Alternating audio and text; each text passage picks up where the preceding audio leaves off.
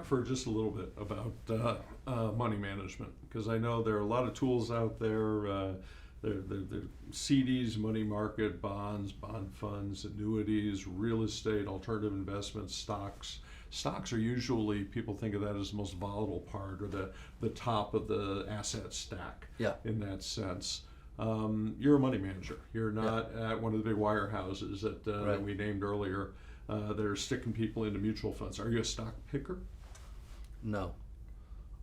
In fact, I tell clients that's not what I do. If that's what you want, go somewhere else. Move down the road. Yeah. I'm in front of clients all day. If you think, anyone that's out there that's got a financial advisor, if they think the person on the other side of the table are doing the investments, right? When they're in meetings all day, how in the world can I be in client meetings all day and watching the markets and managing their money in the market and picking stocks and doing that, right? Sure. So I think a huge problem with our industry is advisors need to pick what they want.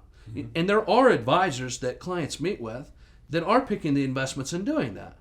But they're also in meetings all day. Right. How do you do both? There's only so much time in this world, right? It's our most valuable asset. Even on our regulatory filings, asks how much of your time do you spend during the trading hours? Are you doing what? It asks us that. Now, even with my own assets, I manage some of my own and pick my own stock myself. I'm sure you do too, right? Yeah. But the bulk of it, do I do that? No. So clients don't come to us to build out some, modern portfolio, 60% equities, 40% bonds, which a lot of wirehouses do. And they charge management fees, and all they do is rebalance quarterly. Like, if that's what you want, move it to Fidelity, TD, Schwab on your own, and don't pay that's not management to me. That's right. Right? So the reason clients come to us is we use institutional money managers. For example, Amazon, Apple, Microsoft, Home Depot. Do you think they walk into Ed Jones, Charles Schwab, Merrill Lynch, and say, we got $10 billion to invest, what do you have to sell us? No, they go to institutions that manage their money for their objectives and their risk tolerance, right? And those money managers make changes as the economy changes, as the market changes, as the risk tolerance of their client changes, right? So I would say 10 to 15 years ago, it was darn near impossible for the average consumer to get to an institutional money manager because these institutions require you to have millions of dollars, right? Yeah. So you know all the different ones we work with. Some of them have $25 million minimums. Now, the difference here is if you want to go in and get sold something and pay a commission up front, there's nothing wrong with that. That's that way to do it. This way to do it is you pay a management fee, right? And the philosophy here is we want our clients' assets to grow as we make more. I darn sure don't want them to lose 50% and my income cut in half. Right? So we're incentivized to try to reduce risk in a down market, right? And preserve their assets and try to grow it in an up market. So really, when we look at these, we use institutional money managers and we try to match our clients. And I normally have 2 to 3 institutional money managers in each client account for different reasons, right? I believe there's 2 main basic reasons of how to manage assets. Strategic, 60-40, 50-50, right? Whatever I'm in, and it rebalances. And for the layman, strategic is what they're probably most familiar with, what they have in their 401k plan.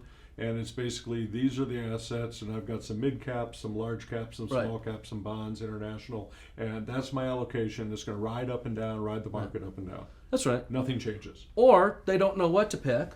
So majority pick target date fund that says 2020, 2025, 2030, and you pick the date closest to when you're going to retire, and then it's going to rebalance and do that, and you have no clue what you own inside of there or what it is. Or I'm sure what my producers are thinking about is Larry's portfolio.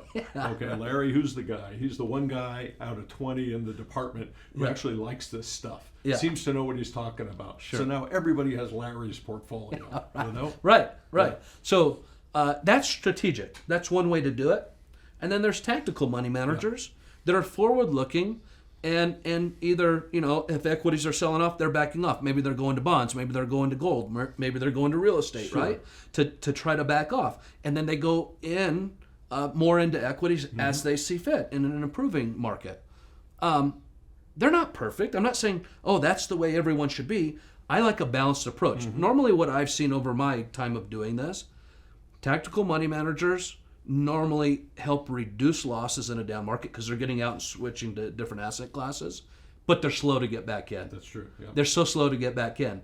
And so on a rebound, strategic normally does better, but in a down, not as good. Right. Right? Yeah, they So get killed. I really like a balanced approach in my client accounts between a tactical money manager with maybe 25 to 40% of the money, then strategic on the rest.